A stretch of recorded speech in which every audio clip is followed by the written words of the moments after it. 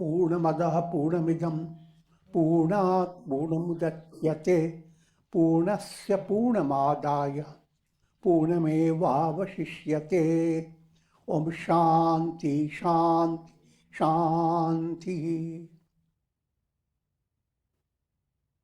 Om Vasudeva Sutam Devam Kansachanuramardanam Devaki Paramanandam Krishnam Bande Jagadgurum. Om. Adorations to Lord Krishna, the preceptor of the universe, destroyer of the forces of darkness, and bestower of immortality. Srimad Bhagavad Gita, Chapter 8, Akshara Brahma Yoga, the yoga of imperishable Brahman. This chapter focuses on the art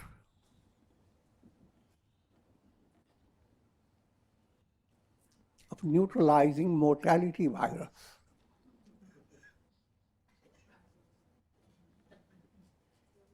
Mrityu virus.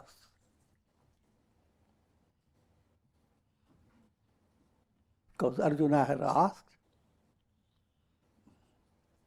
how can a person remember God even at the time of death? And whatever last thought is, accordingly, one attains, goes where the last thought leads to. And if you die with the last thought focused on God, you have conquered the mortality virus. Of all viruses, ultimately what's realized? Fear of death. Death virus, he is the most, he is the ruler of all viruses.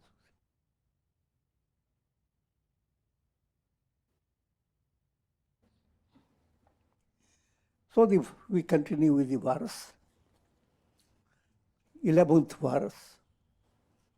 Yadaksharam veda vido vadanti vishanti yadyat tayo vitaraga yadichanto brahmacharyam charanti tatte padam sangrahena prapadye. Rather pravakshye. I shall tell you briefly about the supreme goal, which is called Akshara, the imperishable, by the knowers of the Vedas, into which the striving yogis, free from passion, enter, aspiring for which they practice Brahmacharya. All these writings are very condensed writings. So let's go step by step. Yadaksharam veda vido vadanti. Veda vido.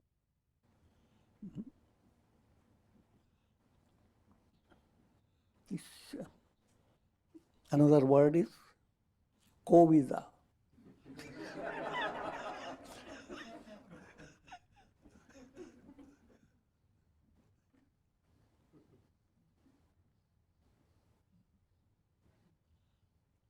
कवि कोविद कहीं से कहे कहाँ थे?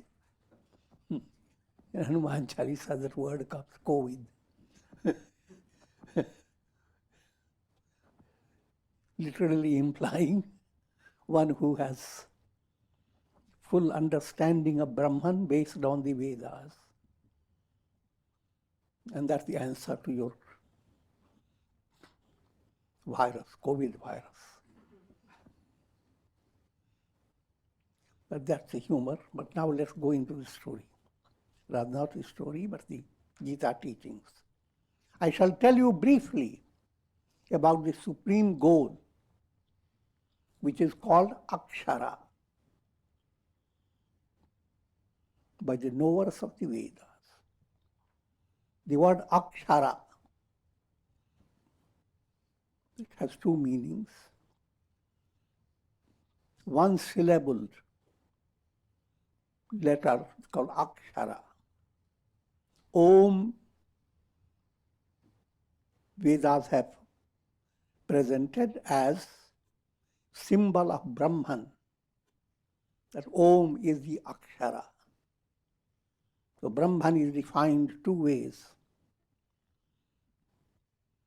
Akshara as Om. Akshara literally meaning that which does not perish.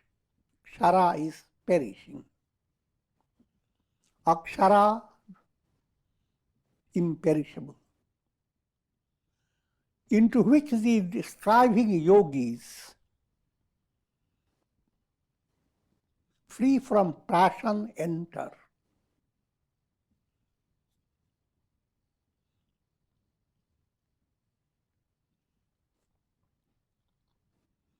The actual terminology here is yadatayo with yatayo vitaraga vishanti yatayo vitaraga. Yati term has been used for those who are well prepared for attaining liberation.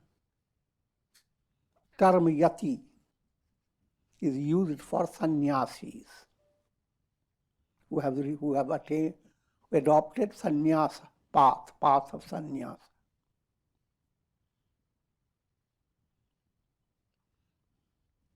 Free from passion, vitaraga. You have to be yati. And what's the definition of yati? Being vitarag. No raga dvesha. No mind subject to worldly passion. And aspiring for which they practice Brahmacharya. Ordinary meaning of Brahmacharya, people adopt as living a celibate life. But that's a means to an end. That's not the Brahmacharya. Brahmacharya is a whole personality integration which presents before you only one goal, Brahman. So anything that you work for, your entire conduct,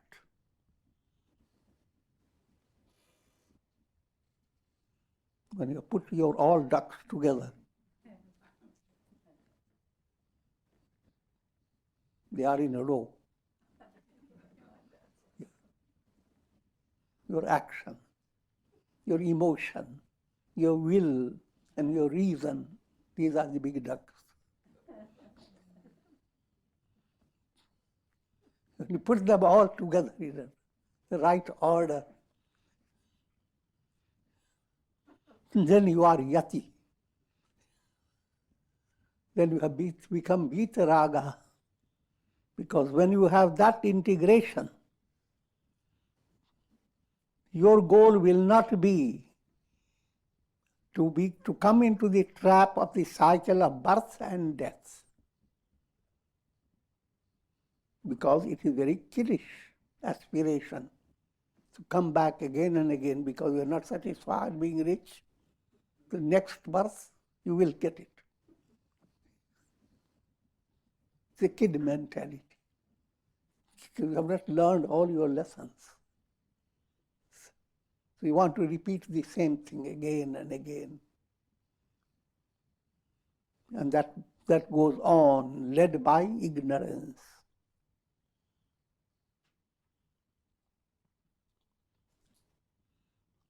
So, one who is well qualified, and what's the nature of qualification? Yataya. One who has become free from worldly passion. But worldly passion implies, now is our karupa lakshana, mind that is not dominated by kama, lust, krodha, anger, lobha, greed, moha, infatuation, mada, vain pride, matsarya, jealousy. Kam, krodh, lobh, moha, mada, matsarya. There are 6. They are also described as 6 ripus. There is Shad ripus, they are your enemies. They go to form your lower self.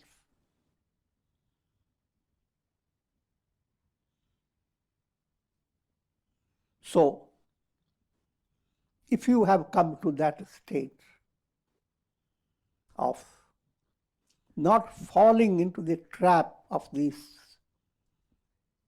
Shadaripus, these impurities, and your mind has come to recognize the highest truth is Brahman, the Absolute.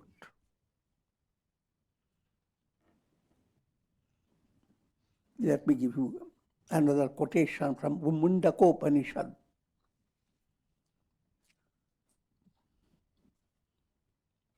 Brihatcha taddipya machintya rupam.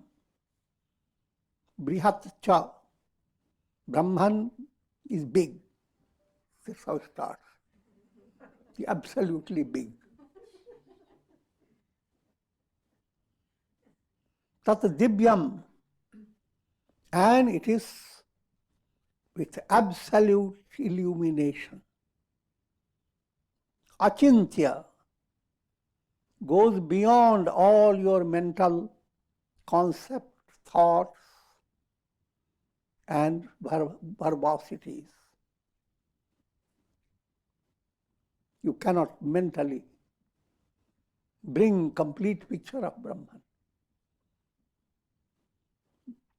But whatever you bring to your mind is meant to lead you beyond your mind. That you have to always understand. So call Brahman, Brahman, Om, Om, Satchidananda. All these are using your mental concepts. But these are very powerful concepts. They are like fingers pointing. But whenever people point finger to a star, especially polar star, you don't look at the finger and the nail and say, oh, in this COVID world, you are having some ugly nail. I'm joking. Try to see.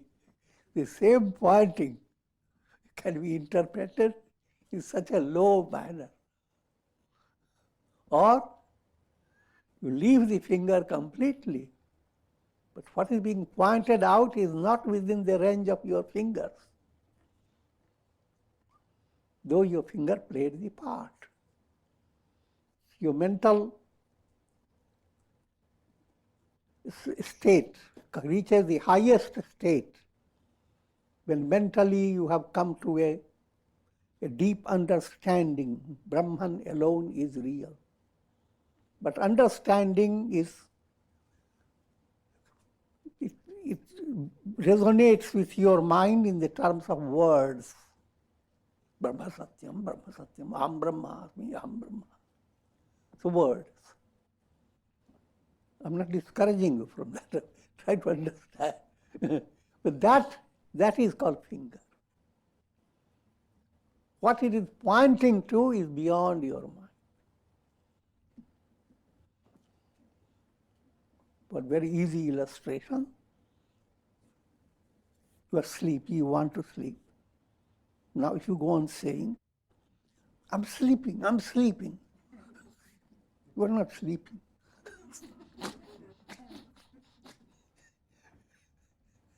I'm sleepy is the finger. When you actually sleep, you are not saying anything. You don't even know you are sleeping. Your ego becomes transcended. So, if you can understand your sleep and day by day you experience it, allow the same insight in a broad way for understanding the state of liberation, moksha. But the only thing is, you don't, sleep is a negative illustration. Here is awakening. You are so awake. If the sun shines in a jar with a reflected sun, then no matter how much the reflected sun is awake, all that it sees is the contents of the jar and the shaking of the water.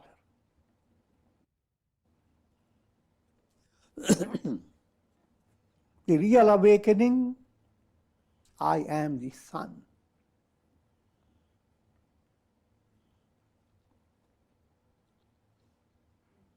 So that's called, these are simple points of gift. Achintya Rupam. That Brahman doesn't come within the range of your mental concepts. Tat Sukshma Rupam Vibhati.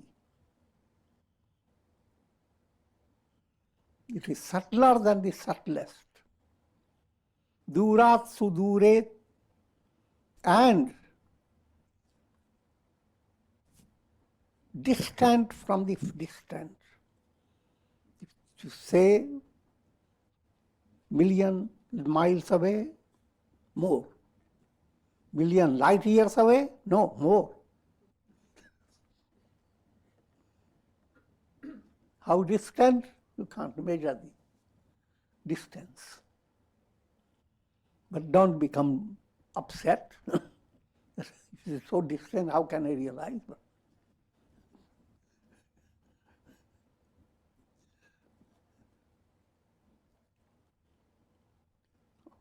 He is nearer than the nearest.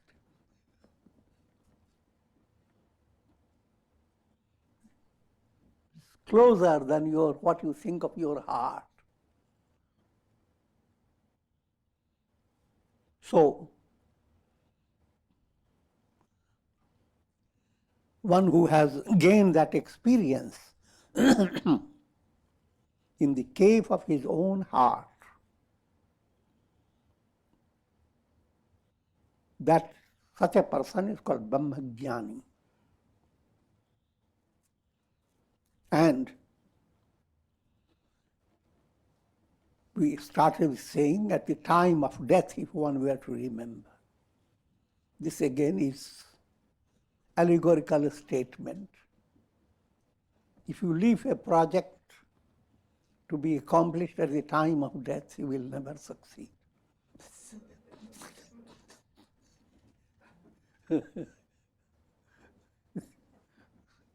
So,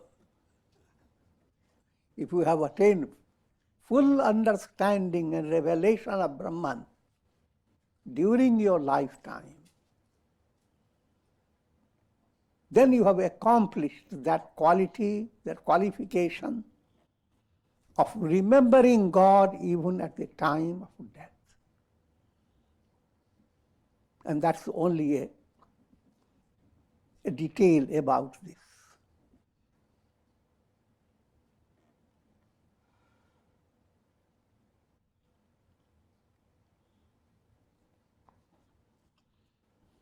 The idea is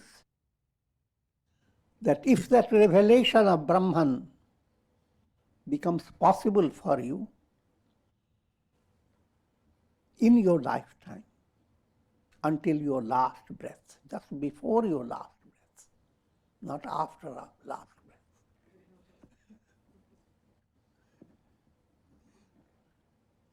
Because spiritual movement is not stopped by your body. You can age, but if you have allowed your mind to be disciplined in a spiritual way, see, you may age, but still you love your babies. You can be a grandmother with all your teeth gone, but your eyes are bright to look at your granddaughter or grandson.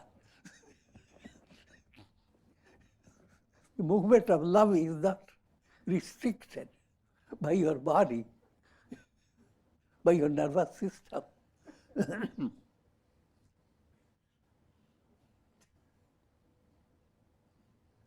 So, even until the last breath, your self-effort is open for you.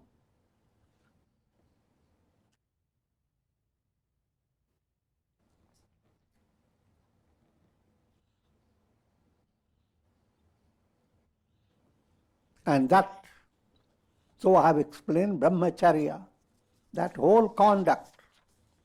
And the conduct has to be integral. Practicing integral yoga. And if that style, integral movement, has brought about an internal conviction that the goal is liberation, and your will at once, without your knowing, creates a link to that goal.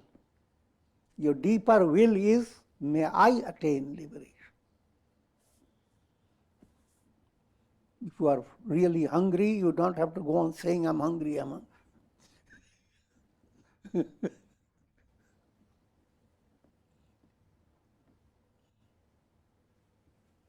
So that type of state develops within a person.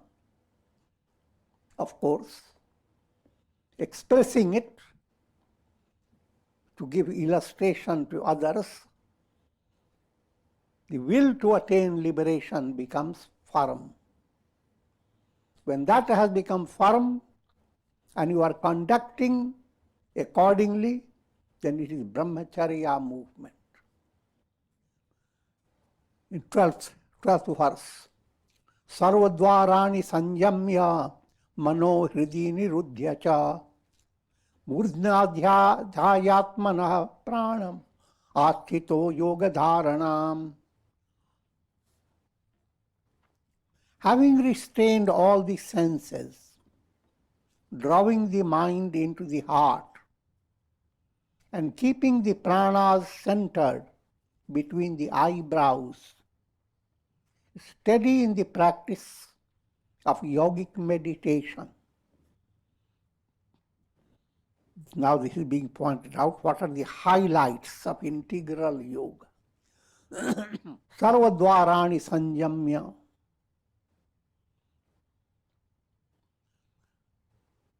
First, to understand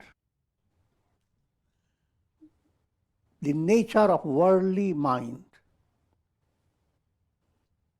The mind goes after worldly objects through 9 channels within your body, 9 holes, Navadvara, 9 gates.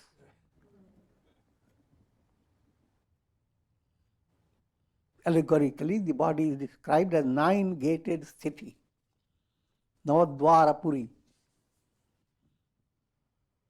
You want me to enumerate them? Yeah. 2 eyes, 2 ears, 2 nose, 1 mouth, or urinary and excretory gateway. Altogether 9.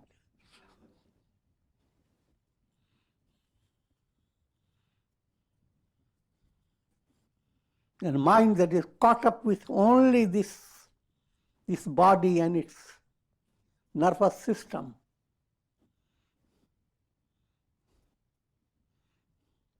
that mind is worldly mind, and you cannot attain liberation with holding that type of mind. So mind and senses have to be controlled. Drawing the mind into the heart.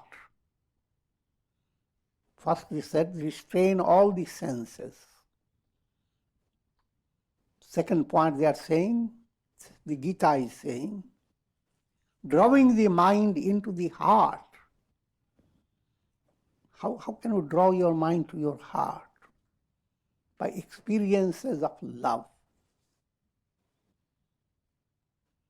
In other words, if your mind has been enriched by satsanga, that it is God who is loved in your loving relations, or anything you love, the source of that love and the object of that love is God Himself.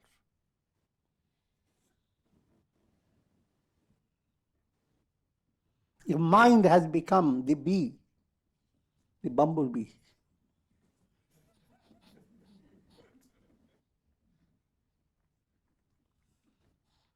then it will go into the lotus of the heart to drink the honey of divine presence. So that's what's meant by mano hridi nirudhyacha. And keeping the pranas centered between the eyebrows.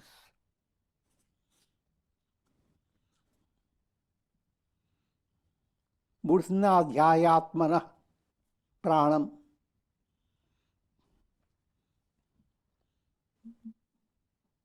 The profounder meaning is allowing the kundalini to pass through all your chakras. And Murthana term refers to the crown of the head. From Mooladhara, from the base to the crown of the head.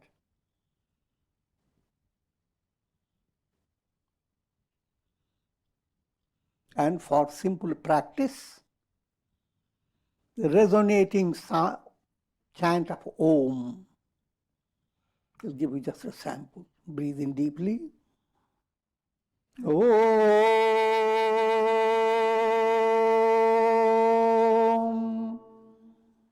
Om.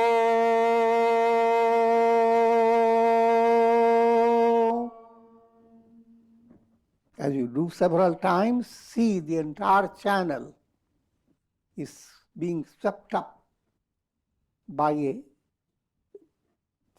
flow of prana.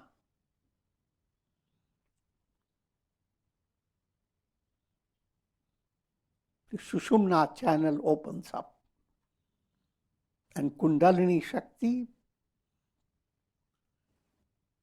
rises through those channels to Sahasrara Chakra, the crown of the head.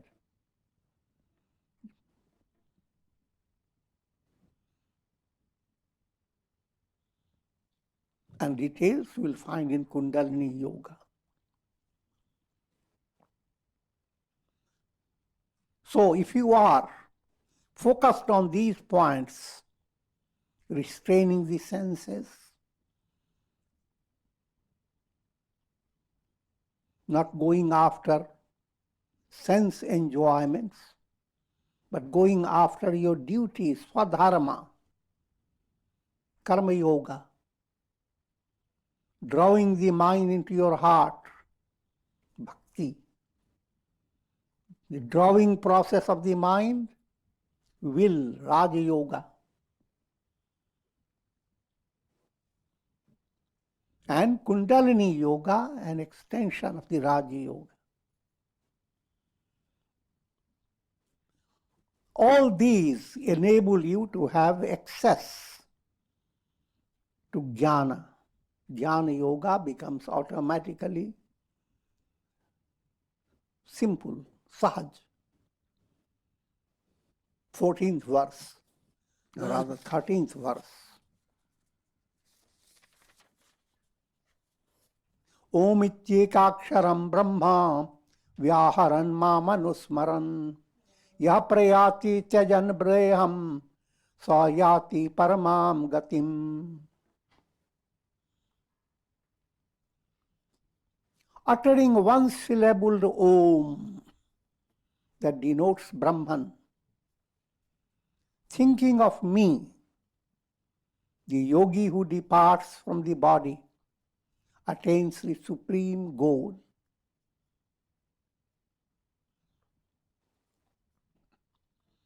Now, first following the literal way, if anyone were to die and the last vocal expression, the last word or sound is Om. Of course, all over India, Om has been modified to Ram. If you are dying with the last Ram Nam in your lips, in your tongue,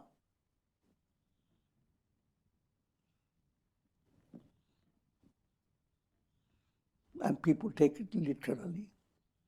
And it's perfectly commendable if anybody utters a divine name, not limited to just Om, Ishta Mantra.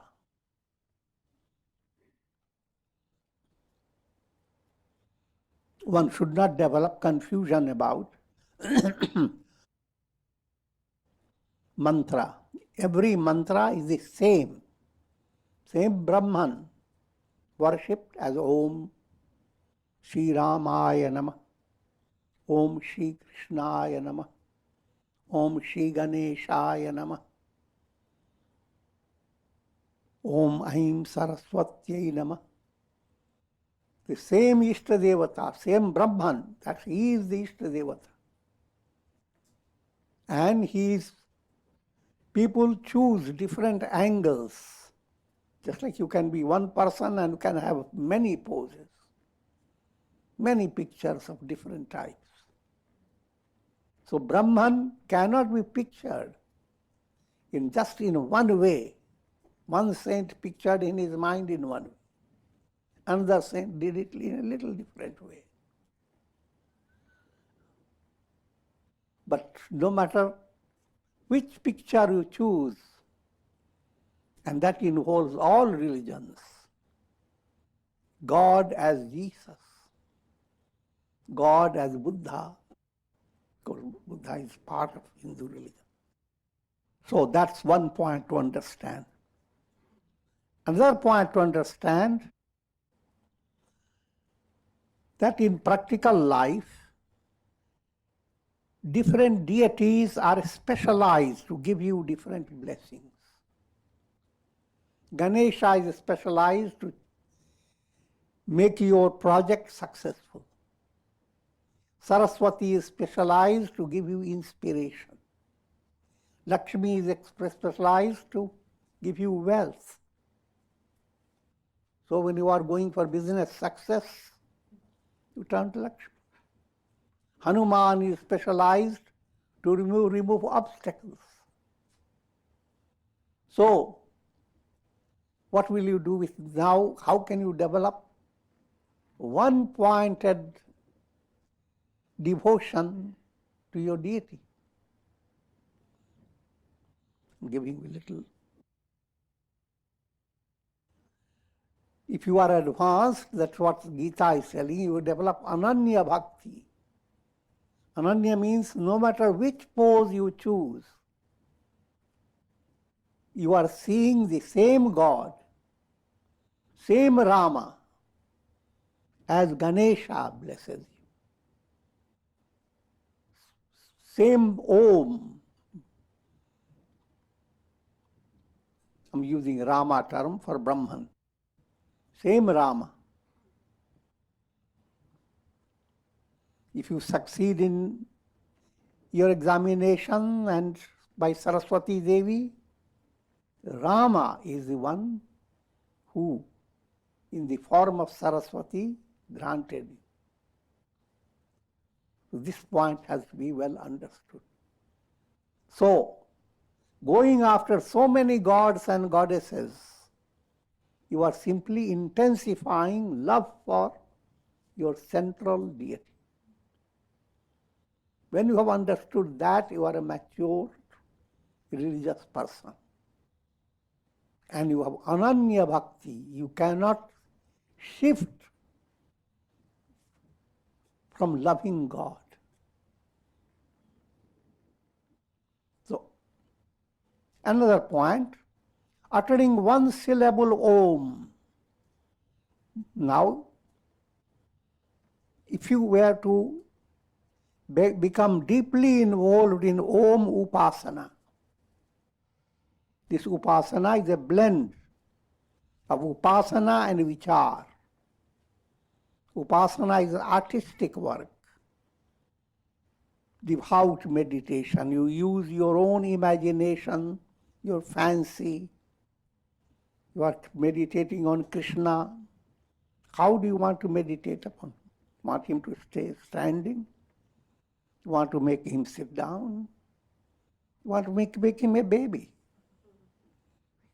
You can do all of it. That's called Upasana. But how to understand Krishna who he is? That becomes pure Vedanta, pure mathematics. You can't change in that. Om is used for both Upasana and gaining pure insight into the absolute truth. Jnana, Upasana, Marg and Jnana. And this point we have done many times, how each time meditation, or whenever you have time of your sadhana, not only you chant Om, but try to figure out how to view yourself, as a body. A aspect is viewed by you in two stages, as body, physical body. Physical reality is represented by A sound. But your physical body is, if you say physical body, I am, now the A Upasana is telling you that now be little wiser. If you are physical body, understand your physical body cannot be separated from the universal matter. Then why can't you grow up? Why can't you allow your mind that I am the entire world of matter, identified with physical body? Term is used as Vishwa. Advanced understanding, Virat. So you are individual body, yes. But as such, you are the cosmic totality of all bodies. All eyes are your eyes. All nails are your nails.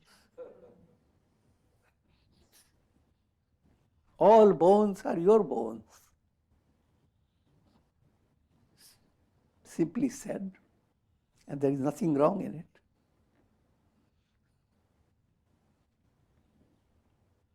Allowing your mind not to be trapped by I am this body from toes to the head, and a lot of problems with the toes, lot of the problems with the nose.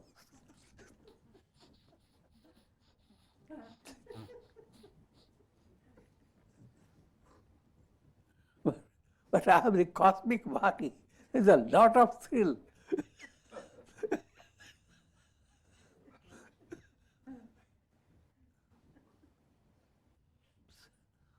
So you are introducing all this to your mind. It doesn't mean that you suddenly become enlightened, but you are introducing it. And you come to next step. You, the physical body, the idea I am the body, is an act of your mind. The body doesn't exist separated from your mind. All physicality is experienced by your mind. Once your body is chloroformed, you don't know where it is. The mind has been trapped.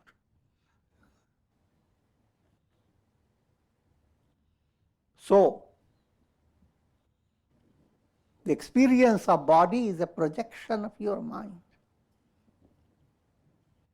And therefore, you come to you aspect, your mind.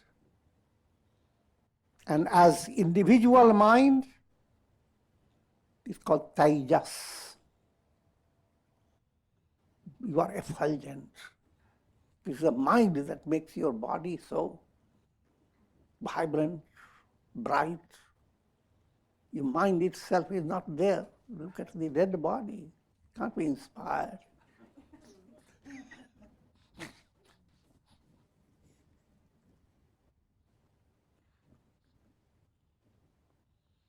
Identified with the mind, you are called Tejas. But with the same logic, if you are individual mind, that mind cannot be separated from the cosmic mind. A wave cannot be separated from the ocean. It may look separate, but it is never separate, distinct from the ocean. So your mind is never separated from all the resources of the cosmic mind.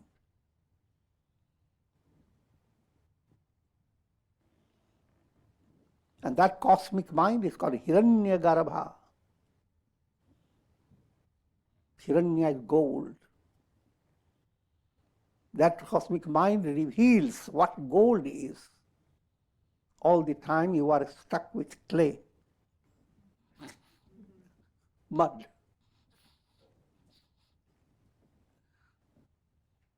All worldly objects of worldly happiness. And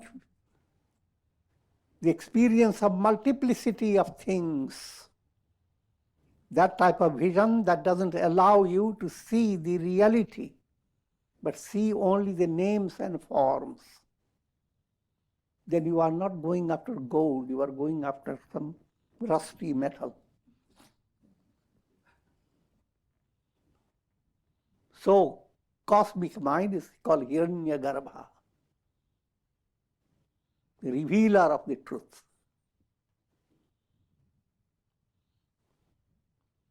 Now, come to the third level.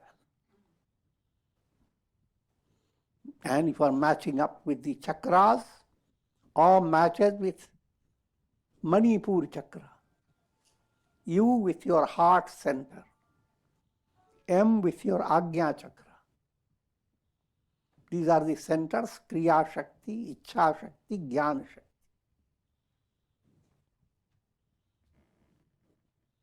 Now, you are coming up to understand even the mind doesn't have independence, it has a source.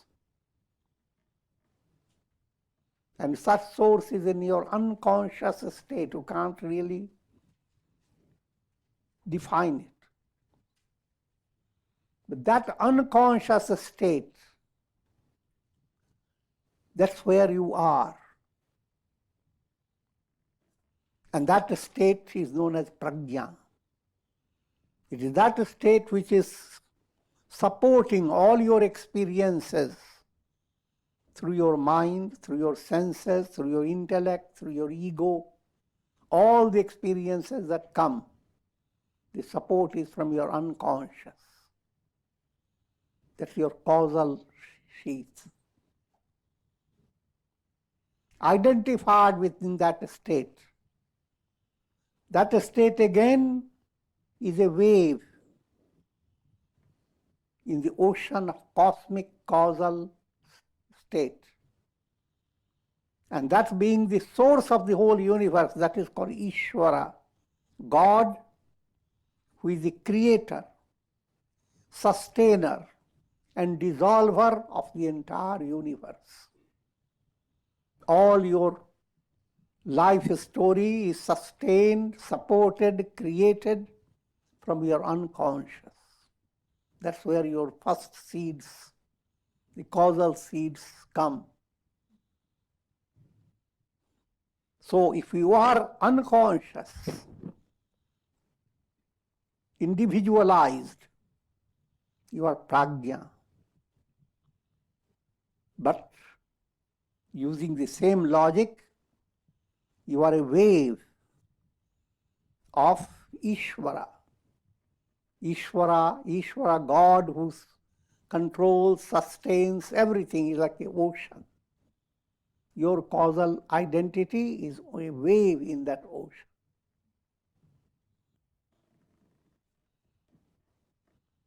And then finally,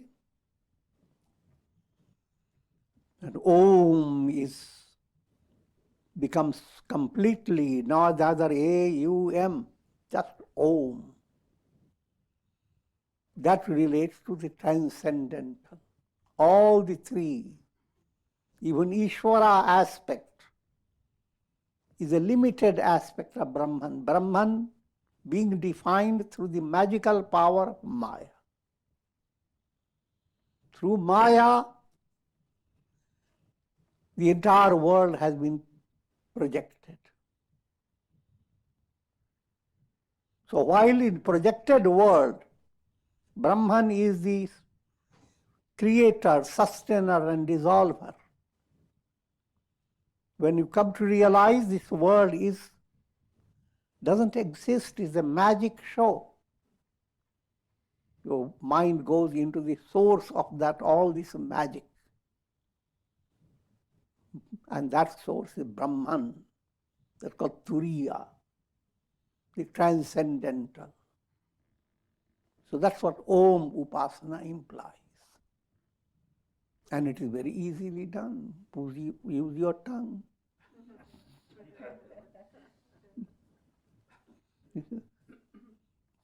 Any time. Use several times in the day to go into the resonating sound of Om. And Hatha Yoga has given many other secondary help. If you are practicing Brahmari Pranayam, Ujjayi Pranayam, that also requires a resonance. Let me try.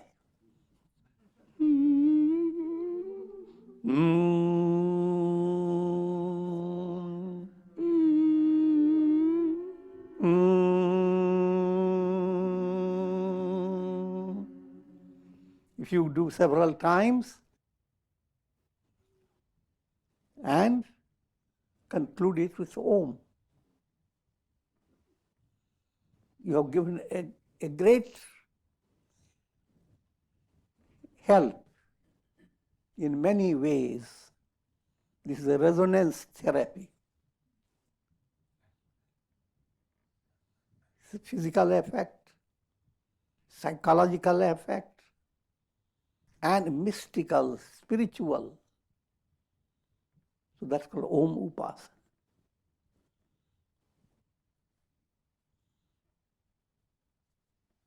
So that's what Gita is saying.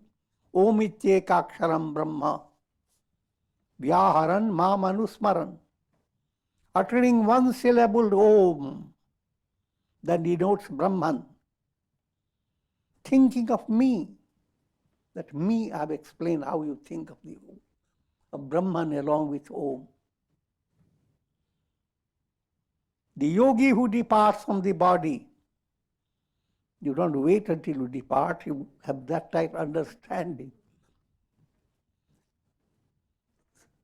And such a yogi attains the supreme goal. And with this I will conclude.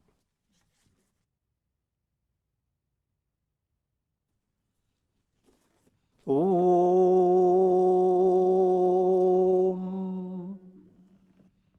Om. Prayer for the shower of Karunamaya Ras of grace of God over all who are being afflicted by this terrible virus. And I've already introduced you to the antidote. of most terrible virus, death. And the simple episode, Om.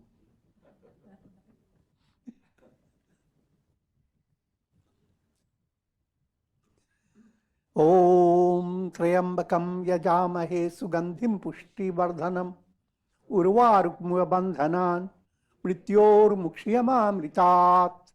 Om Sarve Bhavantu Sukhina Sarve Santu Niramaya Sarve Bhadrani Pashyantu Ma Kashchid Dukha Bhag Bhavet.